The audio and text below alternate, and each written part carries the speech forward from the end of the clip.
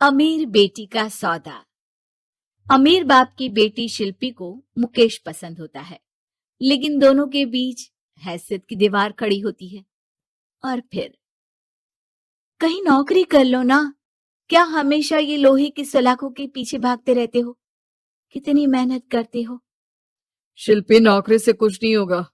तुम लोगों की हैसियत तक पहुंचना है तो अपना ही बिजनेस करना पड़ेगा, वरना तुम्हारे पापा किसी और से तुम्हारी शादी करवा देंगे।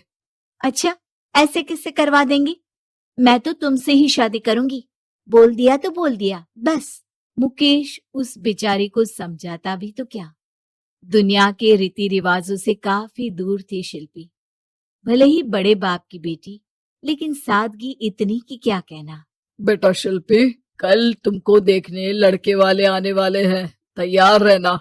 मैंने तुम्हारी माँ को समझा दिया है। घर के सारे नौकर चाकर को वो समझा देगी कि स्वागत कैसे करना है। कैसी बात कर रहे हैं पापा? मैं तो मुकेश से प्यार करती हूँ, उसी से शादी करूंगी। मैंने आपको बताया था ना। मुकेश किसका बेटा है? वो स्टील किंग सिंघानिया का, या वो जो बड़े ज्वेलरी वाले हैं मेहता, उनका? नहीं नहीं पापा, अ, वो अपना ही काम करता है, लेकिन एस्टेब्लिश नहीं है अभी।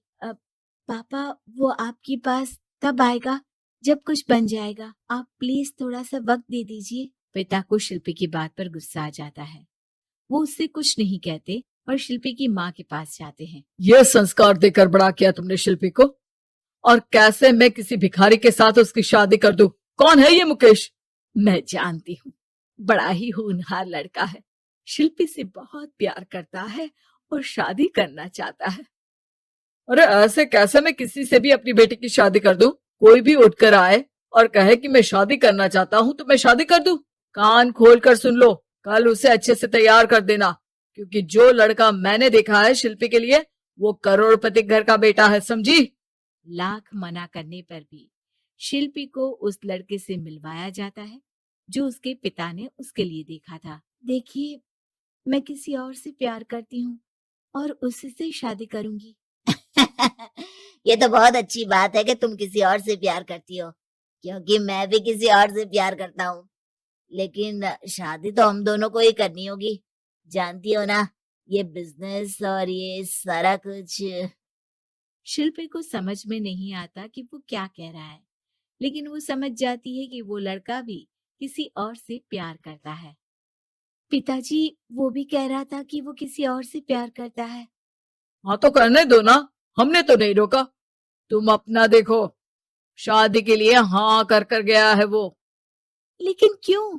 अरे वो और मैं दोनों ही एक दूसरे से प्यार नहीं करते, फिर शादी क्यों कर ले? पापा, एक बार सिर्फ मेरे कहने पर आप मुकेश से मिल ले। पिता शिल्पी के कहने पर फॉर्मेलिटी के लिए ही सही, लेकिन मुकेश को घर बुला लेते हैं। देखो, ज्यादा वक्त नहीं दे पाऊंगा। ये बताओ कि शादी के बाद कहाँ रखोगे उसे? 2 कमरे के मकान में? नहीं सर, मैंने 2 साल के बाद का सारा प्लान कर लिया है। मैंने आयरन इंडस्ट्री खड़ी करने के लिए पूरा ब्लूप्रिंट तैयार किया है। मेरी खुद की जगह है दादाजी की। बस थोड़ा फंड का अरेंजमेंट हो जाता तो काम शुरू कर देता। अच्छा, मतलब तुम यहाँ फंड रेज करने आए हो? मुकेश समझ जाता है कि उसके पिता शिल्पी की शादी उससे कराने के मूड में नहीं है। फंड आप कभी दे भी नहीं पाएंगे मुझे तो सिर्फ शिल्पी चाहिए। मैं उसके बिना नहीं रह सकता सर। मैं उसे बहुत खुश रखूंगा। वो तो हर पति का धर्म होता है। वो तो मैं किसी से भी उसकी शादी करा दूं, वो उसे खुशी रखेगा। लेकिन देखो, मैं ज्यादा बात को घुमाना नहीं चाहता। वो बड़े घर की लड़की है, उसे काम काज की आदत नहीं। अभी वो समझ नहीं रही, लेकिन तुम तो समझो। मैं किसी भी हालत में शिल्पी की शादी तुमसे नहीं करवा सकता। मुकेश पिता से लाख मन्नतें करता है, लेकिन वो नहीं मानते। शिल्पी की शादी उस अमीर लड़के से हो जाती है। शादी के बाद क्या हम लोग मेरी माँ के घर चले? मुझे उन लोगों की बहुत याद आ रही है। हाँ हाँ, जाओ जाओ। वैसे भी आज मैं अपनी गर्लफ्रेंड के साथ मसूरी जा रहा हूँ, तुम जा सकती हो। कैसी बात कर रहे हैं? अब हम लोगों की शादी हो गई है, आप कैसे किसी और लड़की के साथ जा सकते हैं? अरे मैंने तो तुम्हें शादी के पहले ही बता दिया था कि मेरी कुछ गर्लफ्रेंड्स है। अब प्लीज ये टिपिकल बीवी वाला रोना धोना शुरू मत कर देना। शिल्पी पिता के घर जाती है और माता पिता को सारी बात बता देती है। इतना गंदा इंसान निकलेगा मैंने तो सोचा ही नहीं था। अरे क्यों कराई मेरी फूल जैसी बेटी की शादी ऐसे घर में। और तो क्या हो गया, शुरू शुरू में हर घर में ऐसा होता है, धीरे धीरे ठीक हो जाएगा। और वैसे भी उन लोगों के साथ हम लोगों की एक बड़ी डील फाइनल हुई है, समझी। उन लोगों से रिश्ता बनाकर रखो, तभी पैसों की बारिश होगी। पापा, अब समझ में आया कि आपने मेरे साथ ऐसा क्यों किया। मुकेश आपके सामने गिड़गिड़ा कर गया कि वो मुझे बहुत खुश रखेगा, लेकिन आपने मेरी शादी एक ऐसे लड़के से करा दी जो किसी और लड़की से प्यार करता है और शादी सिर्फ समझौते के लिए कर रहा है। पापा, मैं जा रही हूँ, लेकिन इस घर में कभी पैर भी नहीं रखूंगी। आपने मुझे सामान की तरह इस्तेमाल किया। माँ शिल्पी को बहुत रोकती है, लेकिन वो एक नहीं सुनती। कुछ समय बाद, शिल्पी, मुझे नहीं लग रहा कि अब हम दोनों के बीच ये शादी और रह पाएगी। मैं किसी और से शादी करना चाहता हूँ।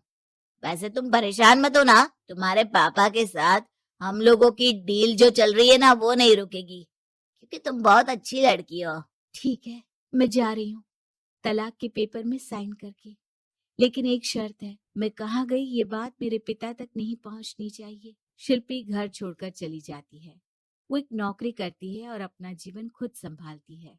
लेकिन एक दिन, शिल्पी जी, आपसे मालिक मिलना चाहते हैं। अब मुझसे क्यों? शिल्पी मालिक के कमरे में जाती है, जहां सामने मुकेश होता है। अरे आपको देखकर बहुत खुशी हुई, बहुत बड़े आदमी बन गए।